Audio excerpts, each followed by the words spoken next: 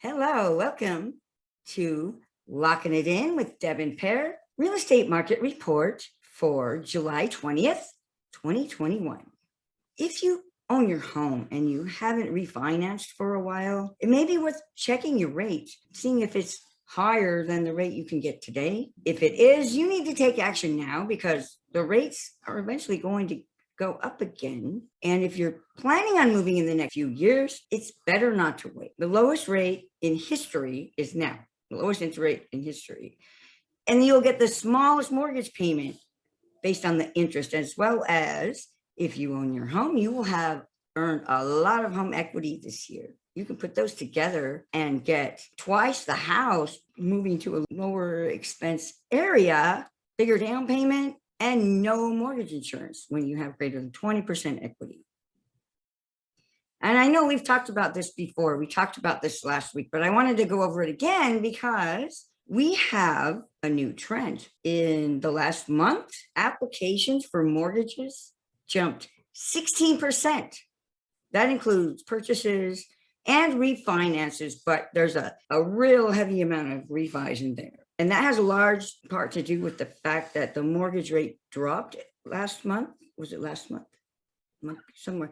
It dropped again, and that did spur a lot of more refinances. Fannie Mae and Freddie Mac made an announcement about the adverse market refinancing fee. Yeah, let me talk about that.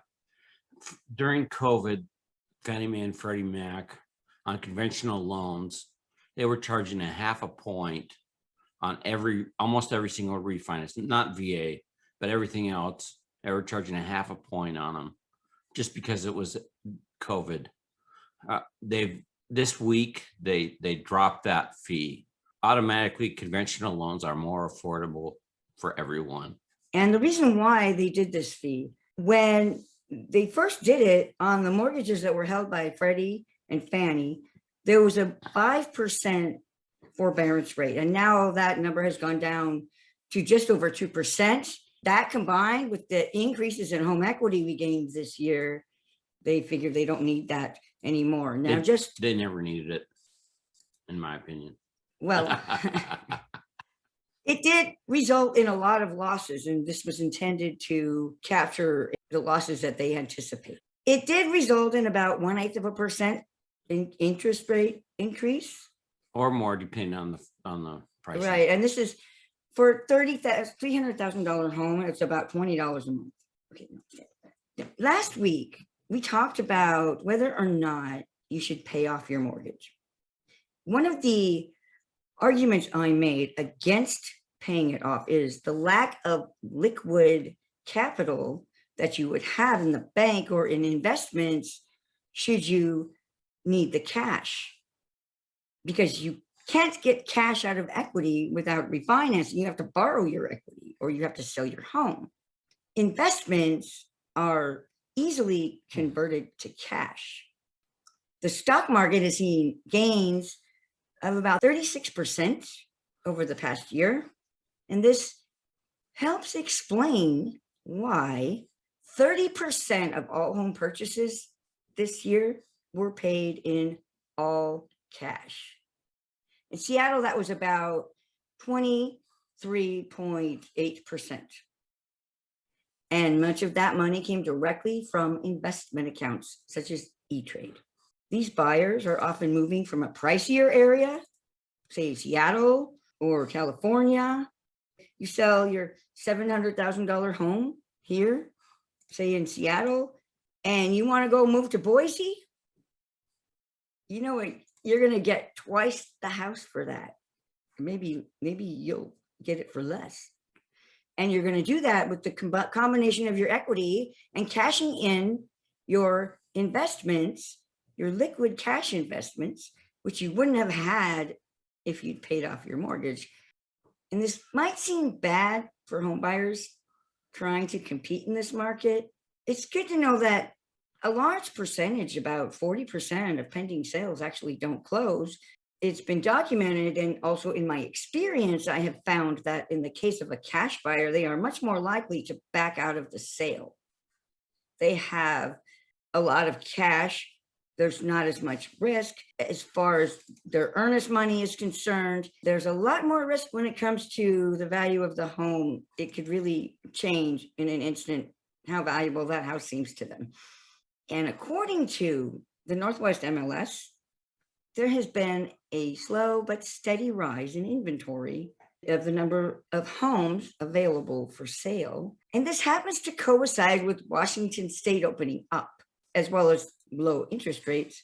And if this increase in inventory is a result of that, if it's driving sellers who've been waiting to move, that would make me assume that by fall, things will be somewhat normal. Kids will go back to school and inventory will drop down again, which is typical for the winter market. This is good news for home buyers. Rates are really, really low right now. It's a great time to begin your home search. You may not find it right away. You need to look persistently and often and snatch that property up while you get a chance. And sellers, it's time to sell while you can maximize the potential value of your home and maximize the buying power of your next home. It's becoming less competitive and it's becoming less of a seller's market. So now is the time for sellers to sell before the market becomes more of a buyer's market. And in particular, before the rates go up. Yeah, well, we've got a little bit of time on that. Yeah. However, when the inventory goes back to normal levels, let's say spring, it's going to be a lot more competitive again. There'll be better inventory, but there will also be a lot more buyers competing for those homes than there are even now. You got to think about this.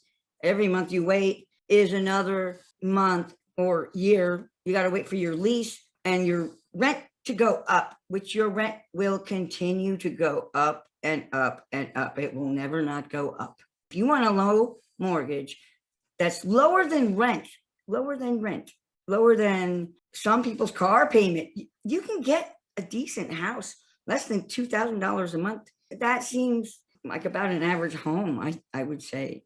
I have quite a few that are less than that. Right now I did a $308,000 refinance, and the payment was just under $1,900 with taxes and insurance. Well, that gives you an idea how much house you can afford. I think most people who rent, if they have doubts about buying a home, it's generally because they may not understand all that's involved, or they may not understand how much money they will really save and how much better it actually is, and that they actually can afford that home. It's really time to get in the market. If you're renting, if you're planning to move in the next few years to be closer to family, time to get moving. Might take a few months, but you'll find what you're looking for. Do you have any other messages for our audience? Stay tuned to next week. See you again next week for another Locking It In with Deb and Pear Real Estate Report. Thank you.